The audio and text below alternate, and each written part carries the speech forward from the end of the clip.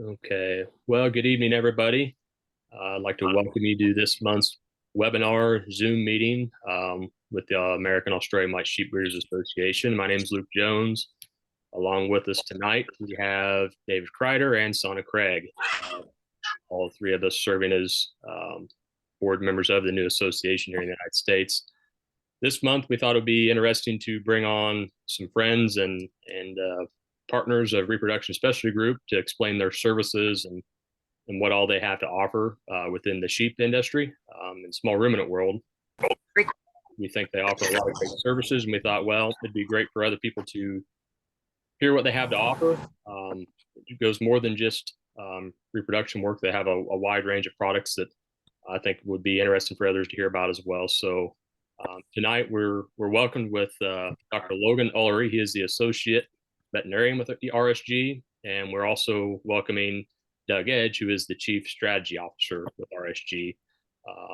They were gracious enough to be willing to come on here and share their stories, share the scope of the business and where they're at today and where they see things going. And maybe we can just open up for some general just discussion on the sheep world here or small ruminant world. If there's any other interest in that, this is obviously based through our association, but we feel like we're going to try to bring some webinars at least once a month, if not twice a month, just to bring some information to all sheep producers, small ruminant producers. We're not trying to be brand specific here, but hopefully we can have some information here that's relevant to everybody, so that we can continue to bring some information out to others. So I'm going to go ahead and turn it over to Doug. Logan just messaged me again here. I think he's got some volume issues or speaker issues, so hopefully he can get that squared away. Doug, looks like it's all on your shoulders, my man. Okay.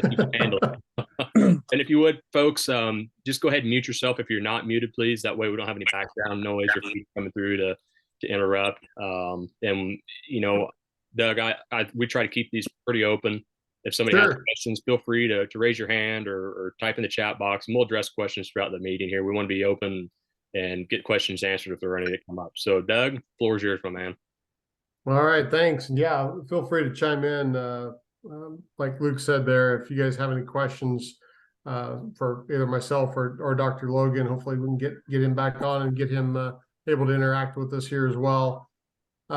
First, just in a way of kind of some introductions here, if I can figure out how to get the slides to advance here. We did put together just kind of a brief kind of PowerPoint with some information for everybody. I don't know why it won't advance, but we'll try to get that going here. There we go. So I do serve as Chief Strategy Officer for Reproduction Specialty Group we call RSG, and those are actually some of our Australian white babies there on the background. So along with what I do at RSG, we also breed sheep at our farm here in Pendleton, Indiana. And we have put in some of the embryos that have been imported from Australia and had our first set of babies born here just a few weeks ago, and they're doing great. So I can speak to the fact that we've got some live babies we're raising on the ground, this breed. And I will tell you, is that we've raised sheep for probably close to 20 years here at our farm, and these are some incredible babies. So probably some of the best lambs in terms of just vigor and their smarts, their willingness to get up and thrive, and they've just grown from what we've seen just on a personal level with these sheep, and then also what we've been able to do with them, from an embryo standpoint with many of the folks that are on this call. So I don't know if Logan, we'll let Logan introduce himself if he's made it back on. Doug, Logan, can you hear us? can you hear me? Yes. Can you hear? Good. Yeah. Yep. No. So yeah, Dr. Logan Ullery. I've been with RSG since May 2022. Actually grew up showing chickens. Really wasn't involved in sheep until high school and college. Started working for a producer back home that was pretty involved in the industry, and he was using RSG at the time.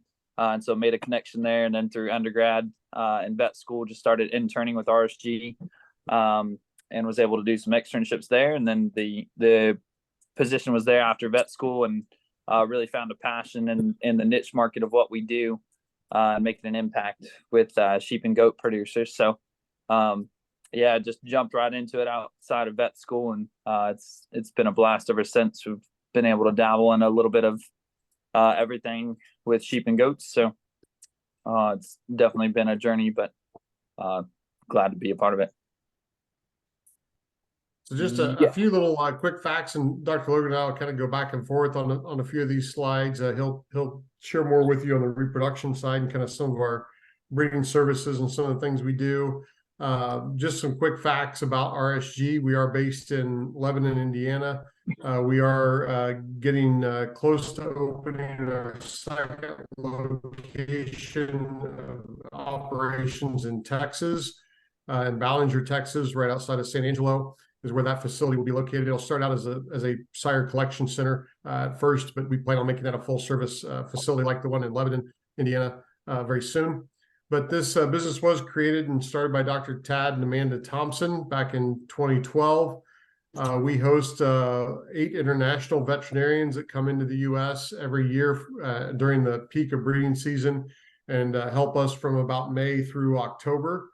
And we have to do that because there's not enough large animal vets that specialize in small ruminants and do what we do on a day in and day out basis. So our company is dedicated 100% to sheep and goat industry and to reproduction primarily. We had a total of 10 vet teams during this past season, and Dr. Tad as well. 140 years collective experience in small ruminant repro when you add all that up. And what's really great is a lot of our vets have worked on the Australian white breed in Australia. Dr. Logan spent a few months over there earlier this year in Australia doing some breeding, and we're very familiar with the success they've had there in the breed in Australia. We do have clients nationwide, so we are licensed in multiple states, from California to West Virginia and Texas and South Dakota. We're all points in between. So even though we're headquartered in the Midwest, we do have crews that travel throughout the country on farms and do reproduction work. Just a little bit about our timeline and kind of the brands that we have. So as I mentioned, this company started in 2012. If we go back to 1971, Silver Dollar Farms was Tad's family's operation that started out actually in cattle and got into purebred Suffolks after that. We launched a donor facility in Indiana where we house donor females for embryo transfer work in 2014. And then you can kind of see, I'm not going to go through all the dates, but we've progressed to where we've added import-export work. We are a certified USDA export facility. We're one of 2 in the nation for small ruminants. And so we can not only import genetics into our facility as well to other countries. We do operate a full pharmacy at RSG. We have both reproductive drugs, and we have the ability for clients to access antibiotics and other things that they need for their flocks and their operation. We launched recently here a new genetics inventory platform for storing genetics at our facility. We have about 300,000 units of semen of different breeds of goats and sheep at our facility. And we have an online inventory tracking system that breeders access their genetics in. And most recently, we just launched the RSG Foundation, which I'll share a little bit more about with you here in just a second. So as we jump into 2024, we're excited about not only our facilities in Texas, but we're kind of embarking on a new expansion to our Lebanon, Indiana facility with a new sire collection center there. We'll have more quarantine space to be able to bring in both females and males for export work. And then I'll share with you a couple of new things that we're launching next year as well. So a lot of, I spoke about the pharmacy. A lot of folks are having issues with the new rules that went into effect earlier this year, back in June, to where you can no longer go to like a farm supply retailer and purchase antibiotics. You now have to get that from a licensed veterinarian. And so in the animal agriculture space, that can create some challenges. And so we have partnered with MWI, which is an animal health company that has distribution centers throughout the US, to be able to provide those antibiotics and other drugs that may be needed for your operation, along with wormers and other products like milk replacer, things like that, that you can access through a website. And most of those items are delivered next day to your farm. And then the repro drugs, we ship directly from our facility in Indiana for doing laparoscopic AI and embryo transfer procedures.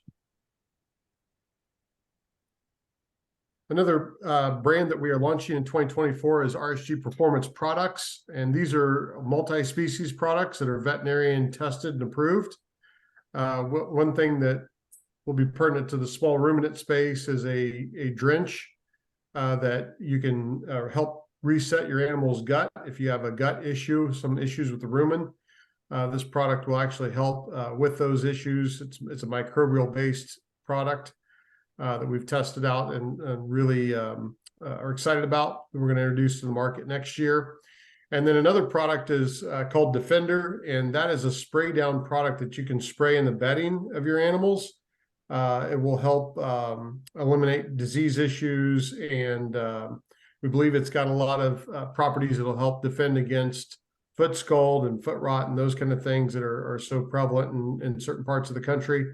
And so we're excited about that product as well, coming to market next year. Just briefly touch on nutrition. We know nutrition plays a really integral part of the success of a lot of programs. And Dr. Tad started working on a nutrition line here about 7 years ago to really help target the reproductive tract in those animals, and to help improve the success of both conception rate and embryo transfer numbers in sheep and goats. And so we branded this line about a year ago, and we now have distribution through Premier One Supply. So we can basically ship the product. It comes in a 35-pound bag versus a 50-pound bag, but we can ship our product line virtually anywhere in the country and get product to people.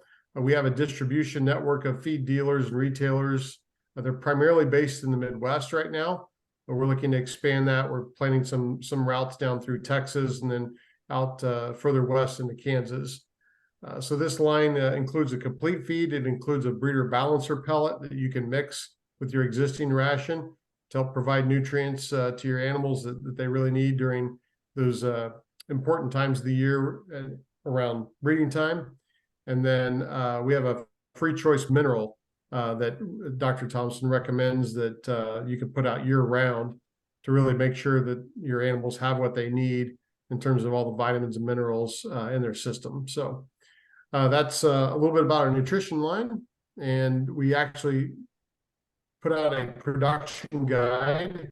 It's free. You can download it from our website. So if you happen to be new into sheep production, or if you just are looking for a reference guide, you can go to Repro our guide, and it will take you through every phase, the 7 phases of production of your animal, and kind of recommendations in terms of what you should be doing nutritionally, what their animal health needs might be in terms of vaccinations, worming, those kind of things. It's kind of all outlined there in each of the phases of their production for you. And that's just a free download. We have a printed version as well. We can mail to you if you like a hard copy. The other thing that we'll be launching next year is called RSG Pro, which will be a total program consulting website for small ruminants. So you'll have access to our veterinarians. You'll have access for help on your nutrition. So if you have a formula or something you'd like to have evaluated, or you'd like to learn how to incorporate some of our products into your commodities that you have available at your facilities, we can help with that. There will be a section on facilities and equipment to help provide some guidance around those concerns too. And then lastly, I'm going to turn over to Dr. Logan here, is our foundation. We just launched a nonprofit called RSG Foundation, and really the Australian White, the American Australian White Association and the Australian White Breed is one that we look forward to working with through our foundation as well, because one of the goals of the foundation is to help with genetic preservation of some of our heritage breeds, and then also expansion breeds. So helping introduce new breeds, helping producers gain access to new genetics. That's one of the goals of our foundation. We also are really targeting youth. We feel like there's a need to get more youth involved for the sustainability of sheep and goat production worldwide. And so we have some programs we'll be launching called First Flock Herd that'll help those younger producers get involved and get their first animals to breed and start raising sheep or goats. We're launching a gene bank, which will be a online catalog that we can provide grants to young producers with semen and other resources that they might need to get their flocks going. We plan to do a lot of educational things, much kind of like what we're doing here this evening, where we can provide some education and support, and a number of other programs we've got planned for next year. So we're pretty excited about that. I'm going to turn over to Dr. Logan to kind of walk you through the RSG hierarchy, and then we will have some time for Q&A here in just a few minutes too. So get questions or anything. Yeah. Thanks, Doug. Can you hear me all right? Yeah. Okay, cool. Yeah. So right quick before we dive into just the repro services that we offer, I always like to touch base on just the basic hierarchy of needs to get to high level reproduction status in a flock. And so this is kind of a model that Dr. Tad Thompson designed, and I added my little fluff to it as well. Just it's a really nice concept and puts in a really good picture of things we think about when we want to be highly reproductively successful with sheep and goats. And so obviously we've got a pyramid structure here, and at the base you can see is your genetics, right? So the theory behind that is you can never do any better than the genetic base of your herd setup. And so we see it all the time. Reproductive efficiency and success is genetically linked. The females that do well in conventional ET or laparoscopic AI, or just have a higher lambing rate, that's all genetically influenced, right? So genetics is at the base of everything that we do. And if you start out with some, subpar genetics, then you're not going to get any further than that base. And we move up to our next tier in this pyramid, and that's level 1. That's just your basic physiologic needs. So just essentially existing, breathing, eating, drinking, just living within their environment. So that's the needs basically to just function and live. So those are the next step up. That level 2 moves on to safety and environmental needs. So we want that environment to be low stress, stable, consistent. It's not changing every month or two. It's a very calm environment. The sheep are used to it, and it's a lot of predictability in that.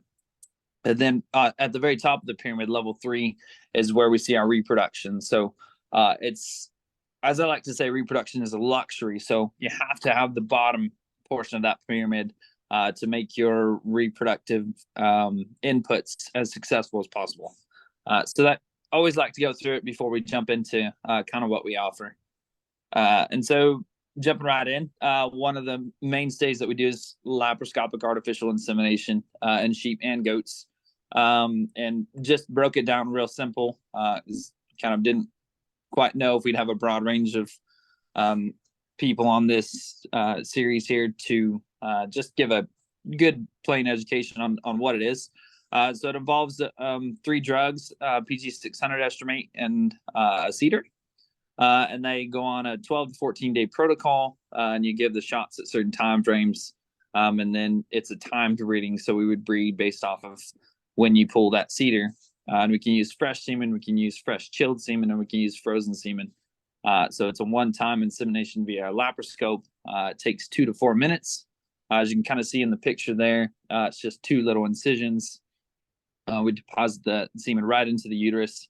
Then the sheep is rolled off the cradle relatively quick. She gets a mild sedation just to keep her calm during that process. And then she'll get a broad spectrum antibiotic on top of it. It's rather easy. We can oftentimes we'll do 150 to 200 a day just and rotating on farm and in clinic. So pretty neat process. some of the benefits to just LAI instead of turning the ram out is obviously number one, access to genetics, right? And so for the Australian whites, the next phase, once we get these embryos in here and start making these purebreds, is where do we go to next? Do we breed them to the ram that we have, or can we pull in genetics internationally and start broadening that gene pool? So the use of frozen semen is quite significant with LAI. The other piece is it really tightens up the lambing window, right? So we can take one jump of fresh semen from a ram, and we can extend it, and we can actually breed anywhere from 30 to 60 sheep with that one ejaculate, depending on concentration and mortality and morphology and things like that. But we can really stretch that across a large herd, and then that herd's routinely going to lamb in a 3 to 5 day window, depending on success of AIs.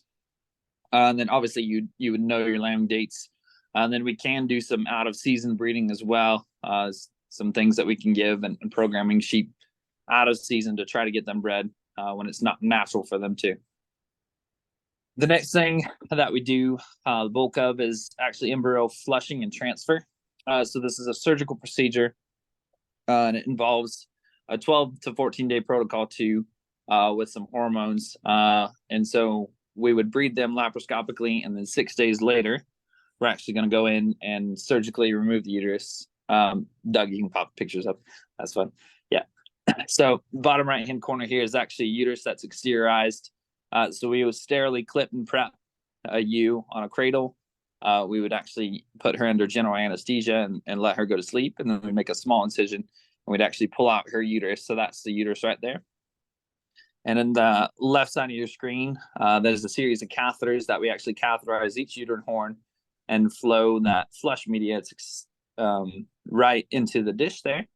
And then top of your screen, you're seeing an embryologist uses a high-powered microscope and actually searches that dish and pulls out the embryos from the flush fluid. And so the bottom of your screen there is actually a picture of a set of embryos that was flushed out of a donor last year. So on average, 6 embryos per donor is what we see across the nation. I think in clinic this year, we were 6.5, Doug, on programming in-house donors. But typically on average, you get 6 viable transferable embryos. You can do a lot better. You can do a lot worse. And there's a lot of factors that go into that. But routinely, we're right around a 6. Transferring fresh embryos, we sit at 60 to 70% on average success take rate. So 4.5 of those 6 embryos are going to hold in recipients. If you go to the next slide, Doug. Well, I'm trying. There we go. Beautiful. Yeah. So when we flush those embryos, then an embryologist is trained to evaluate those embryos for viability. And so this is just the basic standard International Embryo Transfer Society standard for grading embryos and the quality. And we talk about frozen embryos that we're putting in, all of these Australian white embryos. They're actually in the middle of your screen. You can see stage 4, stage 5, and stage 6 on the left-hand side. So the embryos that we're putting in are actually in this stage here. That's the best stage to freeze them at when we flush them. And so we're thawing those, and this is what we're actually transferring into recips from the imported genetics that we have. Go one more slide there, Doug, please. So this is just the embryo transfer process. It's relatively quick, 2 to 4 minutes. We do it via laparoscope. So we actually go in and evaluate the recipient sheep's response. She needs to have what we call a CL, or corpus luteum. And that's the picture in the middle. And on the right-hand side, these red button-like structures. That's what we want to see. That's actually the ovulation site from an embryo. That's the structure that's going to secrete the hormone that's going to tell the ewe she's pregnant, and it's going to maintain the pregnancy for the first trimester. So we want to see a really healthy structure so that we can slip that fertilized embryo into her uterus via a tiny little catheter, and hopefully her uterus will recognize that and implant that embryo into her uterine wall. And the last piece that we do a little bit of, and we try to stay on the forefront of, is in vitro fertilization. In goats, it's relatively consistent. In sheep, we're still doing quite a bit of research, and pretty much internationally across the globe. There's quite an extensive amount of research in IVF in sheep specifically. Obviously, in cattle, it's been working for quite some time. The goats have just recently come on, but it's a little bit different of a process. So, picture in the middle here is actually what we call laparoscopic ovum pickup. So we're going, the picture just below that, it looks like bubbles, red bubbles. Those are actually follicles that have yet to ovulate off the embryo. And so we're actually going in with a laparoscope and a needle that's hooked up to a pump and a series of syringes and conical tubes that drop fluid into it. And so we're actually aspirating those follicles and pulling that oocyte off of the embryo before it ovulates. And so that's your picture to the right. So that's a set of oocytes we pulled off of an 8-month-old lamb last year. And then those actually get taken to the lab next day. So they're matured for 24 hours and then taken to the lab and fertilized in a dish. And then we transfer those 6 days later. The tricky issue with sheep IVF is the medias. We can't quite seem to figure out the just components that are different from a cattle and a goat that makes a sheep embryo grow rather consistently. It is something that we're on the forefront of and we're staying involved in, as we'd like to keep pushing the industry in a positive direction. So it's a piece that we have, and it has some unique tools or some unique instances where we can use it. Old sheep that are probably can't utilize their uterus very well or don't consistently flush well in a conventional setting. We can kind of use this tool to remove the sheep out of the equation and pull the oocytes off. We can do some terminal OPUs, so a U that starts going down, and we can pull those genetics off and try to make something. So some unique circumstances. In this instance here, we can actually take frozen semen and spread it quite a bit further, probably 10 times as far as a conventional flush. We can take one straw of frozen semen and spread it across 200 to 400 oocytes.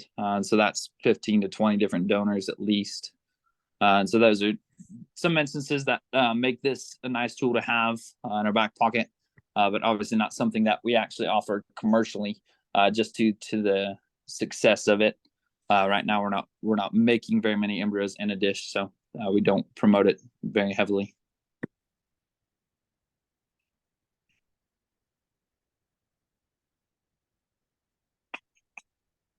Yeah, next here. Yeah. So I think that wraps it up for us. Yeah, so we thought we'd give everybody plenty of time to ask questions. We're happy to answer. We're very transparent. If there's anything you'd like to know on cost, pricing, success rates, we're open to anything that anyone's interested in learning more about from what we've shared so far.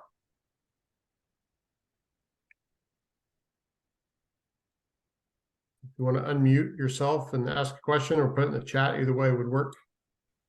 Yeah, by all means, don't be shy here, folks. Like I say, grateful for the opportunity of these guys stepping forward here and letting themselves be open to you folks and answer any questions you might have. Obviously, this is, I guess I'll ask you guys just to get things started. This type of work, how common is it in the United States compared to like Australia, where sheep production, things like that is, the staple? What is in comparison? Are we behind the ball as far as amount being done, or what is the comparison there between us and Australia, let's say? Yeah, Dr. Logan can probably talk to the work he did in Australia. Overall though, Luke, the commercial industry in the U.S. On the sheep side especially have not really embraced the use of technology and the genetics potential that I think these services can provide, like the UK and Australia and even Brazil and other countries have. It's just not been, for numerous reasons, I guess, a real practical approach that they've taken. But Logan can speak to just how much of this is going on over in other countries. Yeah, so in Australia, where we see the bulk of repro services, advanced repro services like these in the commercial farms was so you'd have your stud farms. And these farms are focused on producing maximum point rams and sires. So their goal was to make rams for the industry. And Australia has their own scoring system, and that was so I went to a merino stud ram. They're flushing quite a few donors, but obviously they're going after a certain fleece length and rate of gain and those kinds of numbers. So the other instance where the market was using it a lot was bringing in different genetics. So one place had a set of young ewe lambs, and they were bringing in some different rams with frozen semen and applying that to their flock to try to make some crosses and get some terminal lambs out of these maternal ewes. So yeah, it's definitely, they've found ways to apply it to their commercial market and make it worthwhile and successful. So could you go into a little bit of nutrition, like before you start programming the ewes, or how many days prior to your start of your program with the drugs that you should start preparing them nutritionally? Sure. Yeah, we recommend for ewes that you start them on a very high nutrition program at least 90 days before you're going to do any type of reproduction work like this, whether it's laparoscopic AI or embryo transfer, to just help give you the best odds of high conception rates and the largest numbers of embryos that are transferable. And so we recommend about 90 days out on our own product to use the breeder balancer pellet. And that's designed to be able to mix in with whatever feed stuffs you have available from a commodity standpoint at a ½ pound per head per day. And body condition score, we've not talked a lot about that here, but one thing we know about, we're learning, I guess, more about the Australian white is that they gain fairly quickly and they put on weight fairly fast. And you can take one that's got maybe a lower end body condition score and move them up very quickly in a short amount of time. And so I think that's one thing to kind of watch with that feed rate that I just quoted. You may have to adjust that down some if you've got ewes that are already a body condition score of a 2.5 or 3 even. Ideally, we want their body condition score to be between a 2 and a 2.5 for breeding. We don't want them too fat, and we don't want them obviously skinny or malnourished. So that is the ideal window, is to prepare them about 90 days out. We actually make a commercial balancer pellet that we just take out some of the real expensive ingredients that isn't needed once they get pregnant and they're developing that fetus. We can back that off a little bit with a lesser expensive one that can be fed then after they're bred. The other key nutritional thing that Dr. Tad always preaches about to all of us is having a good quality free choice mineral in front of them year round. A lot of breeders, remember to put mineral out sometimes, I think, as it gets in the breeding season, or if pasture, looks a little thin or it's a poor quality, they'll think, oh, I better get some mineral out for my sheep. Well, in the reality of it, the sheep will be much healthier year round in production if they've got access to a free choice mineral, and one that they can self-regulate on. There's a lot of mineral products out there on the market that you'll notice the animal just over consuming, which causes diarrhea, could cause other issues. And it's really important that you got a mineral that they can really self-regulate, and they know. It's amazing to watch the sheep eat our mineral and come up to the feeders, because they'll take what they need and then they'll walk away. They don't just stay there and keep consuming and consuming and consuming that product. So that's the other key piece to it, I think, is that balance of that, having that mineral pack that's in that pellet, and then the free choice mineral product available to them to get the extras they need. I'll add that that breeder balance of pellet since I've started using it this year, first time with it, but boy, the aroma when you open that bag, it's powerful and it's unique. Yeah. It's a neat pellet. And then on the other side, since starting to lamb right now, or right in the middle of my lambing here, some embryo lambs, started to use on the lactation feed a couple weeks prior to them dropping lambs, and I've never seen used milk like I've got these ewes milking right now. It's incredible. The amount of colostrum coming out of these ewes right off the get go, just the overall ability to hang on and hold up with these lambs. Because I'll be honest, for the last few years we've been doing this. We've used the Katahdin cross ewe primarily as the donor ewe, and obviously I wasn't comparing nutrition to nutrition, but a lot of times we ran out of gas trying to keep up with these lambs, because these Aussie lambs, they're heavy consumers, and they go to town, and they'll show the weakness of a ewe if you have a weak producing ewe. But so far, I mean, this lactation pellet, I think, is helping kind of fill that void, and it's exciting to see it. There's a question here in the comment box. I think Logan, you were talking about this. How are superior ram and donor ewes selected? There was mention of an 8-month-old ewe lamb. Her genetics are not proven. So you want to dive into that a little bit? Yeah. So my apologies, Larry. I needed to be more specific on that. So that ewe is actually, we used her in an IVF setting, and that particular client was actually chasing a purebred animal, and she was one of the first purebred animals of that breed. And so they were trying to replicate that animal quicker and close that generation interval a little tighter. And so in IVF, that's kind of one of the another little neat features. You can actually get into animals younger and pull genetics off and shrink a generation interval. The best example we had of it last year, we had an 8-month-old ewe lamb that by the time she was a year old, she had 8 lambs on the ground. And so that was that particular instance. How donor animals are selected are based on personal preference, right? So it depends on what you're chasing. That particular client was chasing a purebred animal, and they had the opportunity with several purebred animals to push pretty hard and kind of stay ahead of the game and have some genetics on the ground faster. But I mean, Doug can speak to the club lamb industry. There's all kinds of different preferences for what negates a donor animal. And definitely on the commercial side, it's a different ball game as well. So. Yeah, I think, you hit the nail on the head. I mean, it is that ability that IVF allows you to speed up the generational gap and to see, are those genetics the right ones to advance, forward with or not at a quicker interval pace. And that has, I'm sure we've got, a variety of both commercial and maybe folks that are looking at this breed, for other purposes, perhaps for exhibition and things. But, we really believe that there is a place on the commercial side for these genetics for sure, and the use of this technology to kind of advance some of those commercial flocks forward. We had a couple other questions here in the chat. Someone asked about laparoscopic AI and can it be conducted vaginally instead?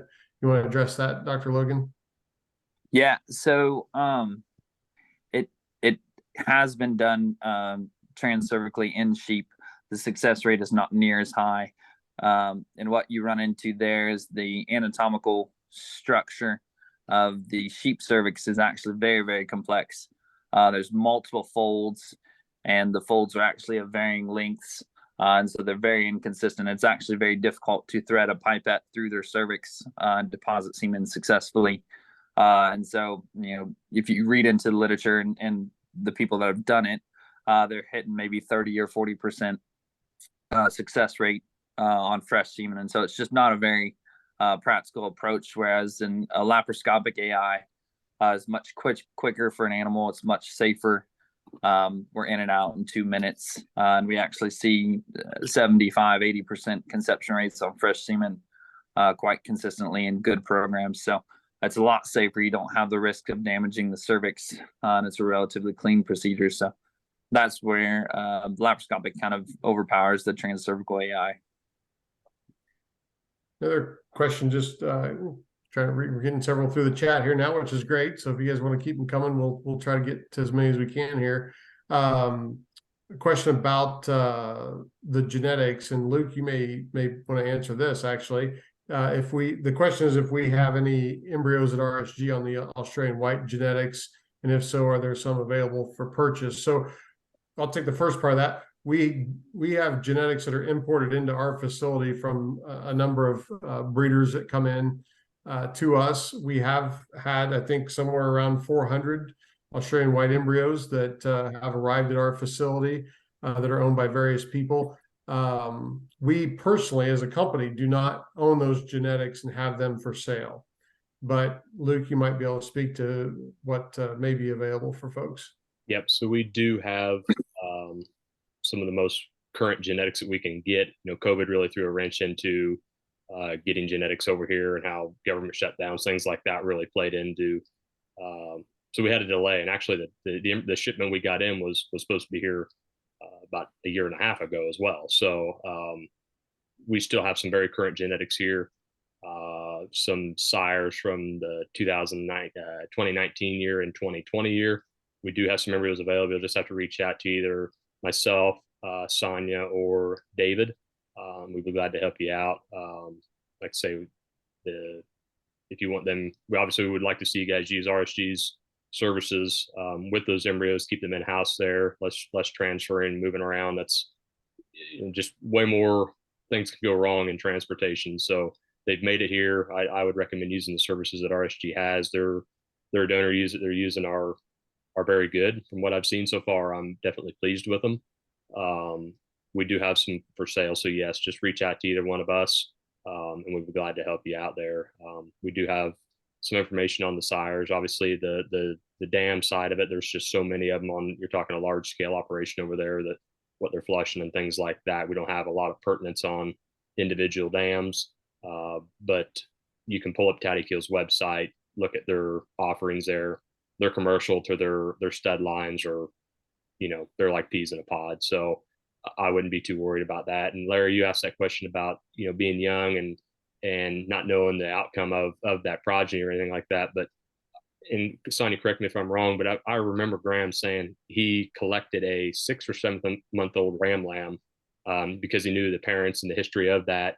And as far as the Australian white breed and what he was trying to do with it, he was collecting a 6-7 month old ram to use in some of his program work. So I guess it just depends, like Logan said, it depends on the genetics and what your overall goals are there. So yeah, reach out to us if you're interested in any embryos. But they're going fat. The pile's getting smaller and smaller. The thing about the embryos that we have, I know a lot of people want to know what the dam is, or what the sire is, or what they look like, or what. We're just kind of lucky to have them, in my opinion, because of the breeding seasons being off completely opposite. And then where they have to do their import export stuff is like a long ways away. And like Graham said in our last Zoom meeting, he said, I really don't want to send some of our very high end stuff to where they have to go to be collected and all the frozen and everything. Yeah. Because of USDA and all the export hoops they have to go through. And then like we actually had a tank rejected a year ago, or a little over a year ago. And so it's not like, you just go and say, hey, I want some embryos, you're flushing them, and they're for their own use, and they throw some in a tank and ship them over here. It's quite the process, and it's quite eye-opening, in my opinion. And like I said, yes, I would love to know more about them too. But what I'm seeing on the ground, and what we're seeing with our F1s and F2s, and I found it really interesting, Doug, that you said you thought they were smart. And we saw that with our F1s. We were really shocked the first year. We had about 200 F1s, and it was like, my gosh, those lambs went down the chute easier. They worked easier. They do things that you go, what? I think they graze longer. They graze in hotter and colder conditions. We have a creek that's been a boundary that I've never had to fence, and I have to fence it now because they cross, those lambs and F1Us would cross that creek. The Dorpers and the Katahdins would never cross that creek. And I have video of them wading out into the creek to get a drink. and just as an F1. And there's a Dorper Katahdin ewe right beside her, and she's barely got her front feet in the crick. And there's marked differences in this breed, even at an F1 and F2 level. And I am finding it remarkable and completely interesting. Yeah. Yeah, I think a lot of people are, as some of these first ones are hitting the ground right now. It's going to be fun to watch this breed grow and see how the commercial and the rest of the industry takes them in. But they've got a place. I mean, like you said, the F1s I think are, would make incredible matings to take one of these bucks from this purebred group that came over and mate those to, whether it's Dorpers or whatever you've got. I think you're just going to add some great qualities to the gene pool. And I'm getting a group of lambs. Sorry, so I was just gonna say I've got a group of lambs in the ground now. They're out of 3 different sires from this last shipment coming over. So if you're interested in what they're looking like, I go out there and stand and watch this pen all day long. It's just It's incredible. So I do have, if somebody's interested in what these lambs are going to look like, I've got videos of lambs out of 3 different sires. So, and they look alike. I mean, we took 137 head of F1s and F2s to Eugene, all weathers. They cut 3 black ones out and we'd sold 65 head of big ones before this. And they cut 3 black ones out and they weighed 93 pounds. And then they cut 6 white ones out that they were 93 pounds. And then they sold the rest of them in groups of 25 to 27, and they all averaged like 84 and 85 pounds. And we had one, and I knew it'd go as a single because she'd been a runt from the beginning, but we had one single out of 137 lambs. And everything else was the same, looked the same, and I mean, fit, they looked the same. And I just cannot emphasize that enough. And our U-base is basically, we just rotated back and forth between Dorpers and Katahdins to try to keep a body on our Katahdins. And I cannot emphasize enough how they look the same. Yeah, that's incredible. There's a question on here. I don't know if you guys seen that or not. Kelsey asked, how long do you keep your ewes on the lactation pellet? I want to get some of these questions addressed while they're. So really, the coined answer is it depends, right? So if you've got, if you've got a group where you're like Sonia described, where you've got twins, you got a lot of twins, you get a lot of multiple births, and those females are really getting pulled down. You can keep them on that lactation feed almost throughout until weaning. We really recommend, you start backing them down off of it about 2 weeks prior to weaning, whatever your target wean date is. So those ewes will start drying up, and hopefully you've got, lambs either on a creep feed or they're starting to lessen their dependence on those females anyway.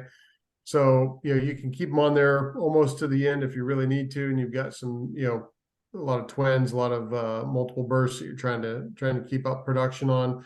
But typically it's about 2 weeks before weaning, you want to back them back off that lactation feed. The other question I saw in here too was, does your team travel to a farm or do the sheep need to be transported to your facility? So we do travel to farms. We travel to farms from all over the country. We're in California and Texas and South Dakota and Minnesota, Wisconsin, you name it. So there is a team of vets that travel throughout the U.S. that work for RSG. And then if we typically say if you're within a 6-hour drive from Lebanon, Indiana, you can bring those animals pretty safely to us, and we can do that work there. Either way, so answers kind of both there. Another question here. Doug and Logan, how often can a ewe be superovulated, and what is the cost of that service? Yeah, so the tightest we can superovulate and conventionally flush is really 6 weeks. So we give her 2 weeks on her protocol, and then she's going to have surgery, and then she's going to need 2 weeks to heal, then 2 weeks to start the protocol again. So from flush to flush, we're looking at 42, 45 days as the tightest we really want to do it. there's some factors that go into that, from the health of the sheep and the time of year and this and that, but that's consistently the answer. Cost wise, Doug probably has this number on the top of his head better, as far as like what you end up with flush and drugs and. Yeah, you're gonna have the surgery itself, is around $500 for the if we're talking about embryo transfer, doing an embryo transfer process, and then you're gonna have some money in drugs, and the drugs are not cheap for phaltropin and PG 600 that you're gonna have to administer to that female to get her to superovulate, and plus you're gonna have to buy a seeder, all in. And I usually tell people to budget around $1,000 to do a embryo transfer, and then you're going to have the cost of your semen as well. So if you're going to buy semen, and semen can run from $100 to $300-400 a straw. You're going to need 2 straws to do the embryo transfer piece of it. So the other factor is if you do hit our average of 6.5 embryos for a flush, then we're gonna need to buy some recipient ewes. You can find, I know Luke, you and I talked quite a bit about locating some recip moms that we can put these embryos in, and you can find good decent recip moms anywhere from $250 to $500. That's kind of the range on them. And what we have people ask, can I just go to the sale barn and buy those? We don't recommend that.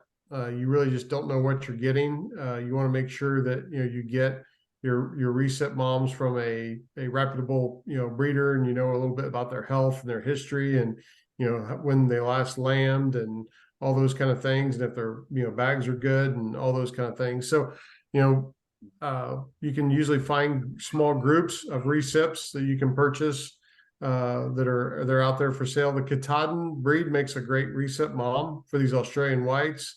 We've also got some polypay cross kind of whiteface sheep. I call them kind of the dairy industry sheep, if you will, that really milk good. They're bigger frame. They carry these babies really well also.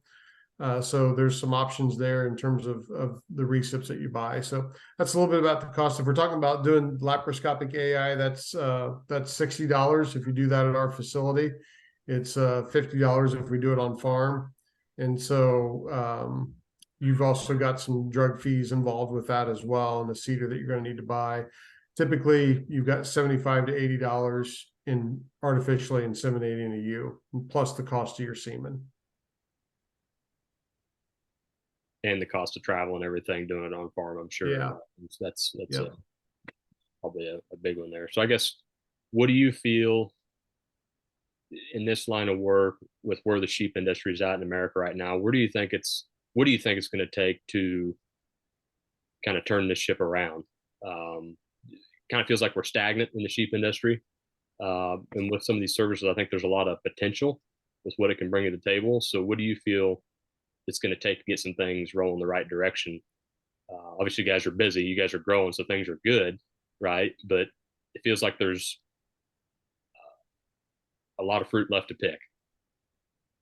Yeah, I think I'll give my opinion. I'll let Logan speak this too, because he's on a lot of farms and travels all over doing this work. But from my viewpoint, we have had tremendous growth at RSG. I think the sheep and goat industries have got a lot of things going on, both on the exhibition side and on the commercial side. I mean, we just launched into a contract this year with the Dairy Sheep Association.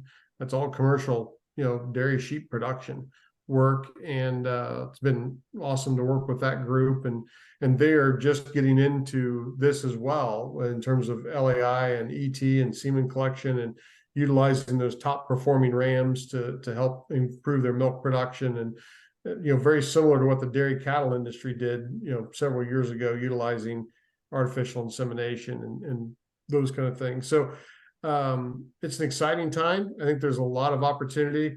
I think the real opportunity, though, what excites me the most about the Australian white breed coming to the U.S. is, Luke, we've talked about, and others have, the Wagyu beef. If you've seen what's going on in the cattle industry with the Wagyu beef and that phenomenal growth that they've had, and the high-end restaurant business, and the value that those animals are bringing. I was just talking right before this call, matter of fact, with a gentleman that runs a lot of these online livestock auctions. And he said the other day they sold a straw of Wagyu beef semen from a bull for $30,000 last week. And this was a bull that was deceased. His genetics are highly sought after. And just to think about, paying that much for one straw to breed one cow or to flush one cow is just unbelievable. But what I see in the Australian white opportunity is something similar to that in the cattle industry with the Wagyu beef, where you've got what appears to be a superior breed, from a meat animal standpoint and what those animals can do. So I think could be a game changer for the industry here in the U.S. To see this breed kind of take off and develop and grow. I think just the sky is the limit. But I'll pause there and let Logan kind of share his advantage. Yeah. So from my viewpoint, one thing that pops into my head is the one thing that I experienced in Australia was really cool is just how well received and how much of a staple lamb chops and sheep are in the meat industry, and how that is across the board. When they go to the beach, they take lamb chops and lamb brats. Like they don't eat cheeseburgers and those kinds of things. So for me, I always think about how do we push and how do we advance the sheep industry here and get more lamb chops in front of people, because I think it's a phenomenal meat, and I think the Australian white honestly is an exceptional way to do that, because how many of us know people that have never tasted lamb or never touched, not even seen a cut of lamb or know what a lamb chop looks like. And I mean, I myself didn't have a lamb chop until I was 18, and so I think there's a huge potential there just in the United States to push lamb and to grow that industry from a commercial standpoint. And the other piece too that I think about is one piece that actually ties in with the RSG Foundation is we don't see a lot of young people coming along with sheep flocks. It seems to be an age gap in that. There's a lot of older individuals and whatnot that have flocks, but we don't see quite as many starting up here and there. And so I think just spreading the word and making these genetics more accessible and just telling the story of the Australian whites to the younger generations and getting them to buy into all that the sheep industry has to offer. Kind of the wool market's a challenging market, but just from the meat industry and what that looks like, I think there's huge potential there as well. Well, my hat's off to you guys on, the generational piece, because I know, like I say, that it stands out to me with your guys' position in this whole industry and your commitment to. I brought my kids out there to your facility both times I came out for either AI or ET transfer, and you guys are always hands-on with the kids. You're letting them get involved, letting them see what's going on, and that's, to me, that speaks for itself of what you guys are really. You guys are, your heart is where your mouth is, and I think that means a lot to me for really encouraging the next generation. And Doug, I remember when you came out and visited there this past year, I told you my daughter, she knows, that we had lambs artificially inseminated, not ET, because, we got to have lambs before they can go through ET. So she, for a 5-year-old to know it and explain it to family members, it's kind of cool that, she's picking up on it. So I commend you guys for getting the youth involved and having that opportunity for others out there. So. It's a lot of fun. I tried to unmute somebody that I think wanted to ask a question, but I don't know if I did it. But if I unmuted you properly, if you do have a question, feel free to chime in.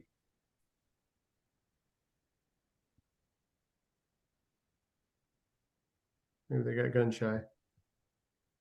I did see one other question about St. Croix ewes for recips. That would be a good recip. I don't think there would be any problem using those kind of females as recip ewes. So a good sheep is a good sheep, regardless of the breed. The way I look at it there. So if she's got good maternal instincts, good milking capabilities, I mean, it would be a candidate. Yeah. On your ewe lambs that you're flushing, are you getting an average of 6 embryos, viable embryos, or is it a lot less? Yeah. So when we talk about flushing conventional ewe lambs, my saying is that it will vary much more. Okay. It's not as consistently as 6. We can have 2 or 3 or 4, and then we can have the ones that give 10 or 12. On average, it's probably a little lower. It's probably closer to 4 or 5. It just is a wildly varying response from a female that hasn't gone through that development hormonally. And so, yeah, consistently, it's a little all over the place, a little and harder to predict. Do you notice a difference between if they've lambed versus never lambed? Like say at a year old, they haven't lambed, but you go ahead and flesh them. Are they the same as say an adult, a mature ewe? So a mature ewe that has lambed will be more consistent in her response to the hormones. Yeah, and will more consistently hit the 6 embryo average. Yes, ma'am. Okay. That is a noticeable difference.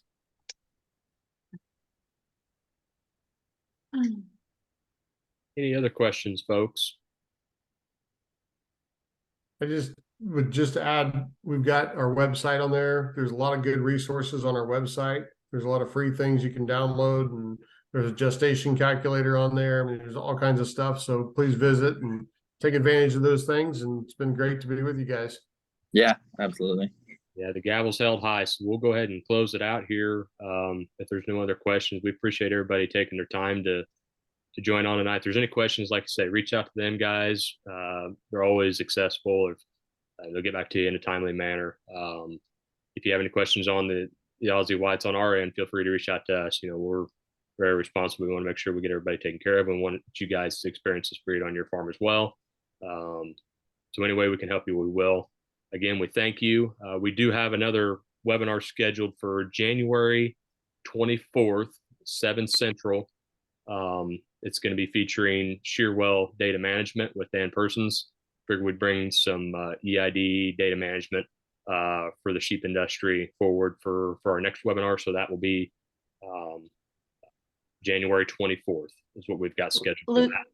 Luke, Yep. there's one more question. Kelsey asked do you recommend not using a reset ewe multiple times for ET?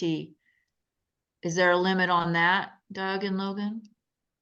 Yeah. So if we're talking as far as a reset that's been rejected, so if you programmed her once and we didn't like the response and we rejected her, our standard is they get 2 strikes and they're out. So if they haven't programmed successfully and the technician or the veterinarian hasn't been comfortable to use them twice, then we don't keep them around, because it seems like the ewes that do respond, typically if we give them 2 chances, they get there. The flip side of that is if they've been a recip and they've carried a lamb and they've done it successfully, as long as there weren't any complications with the lambing, wasn't a hard pull, it wasn't, she didn't get an infection in the uterus, didn't have a dead lamb inside, things like that would scar the uterus or potentially have some adhesions form, then we don't hesitate reusing a recipient the following year. No. Okay, following on that, if you had a recip ewe that you implanted but just did not carry the lamb, is she still 2 strikes and she's out, or is she out? And say you bred her to a ram and she carried that lamb fine, is she in or out? Yeah, so I would still, on these frozen embryos, I would still keep her in. Okay. We're not as hard on the sheep with frozen embryos because we do know statistically that they're not as sticky, right? They're not as successful. They're a little bit more fragile. So I don't always fault the ewe when we put a frozen embryo in there and it doesn't stick the first time or the second time. If she's not holding him after 2 times of, she scanned pregnant and then she lost it, then we'd question, maybe she's not a good candidate for putting embryos in her. But typically try to be a little easier on her when we're putting frozen embryos in. Yeah. It would probably be a kick out if you programmed her and she didn't have a good CL formed within 2 times, I guess is what you're talking about there, correct? Right. No, I just meant if her CL looked good and she just didn't hold that embryo.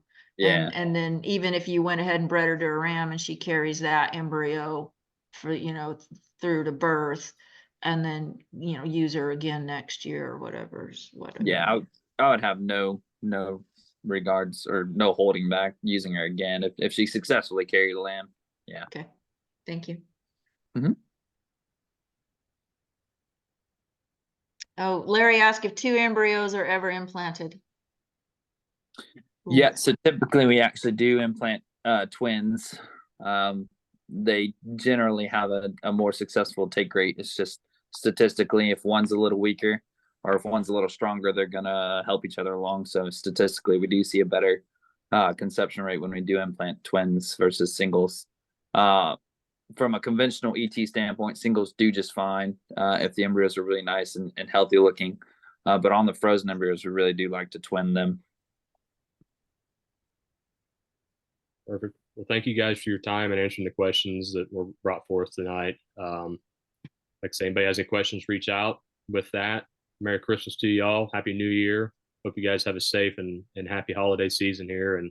And we'll be looking forward to next month's webinar. Appreciate y'all. Take care. Thank you for everybody for coming too. Thanks, everybody. Yep.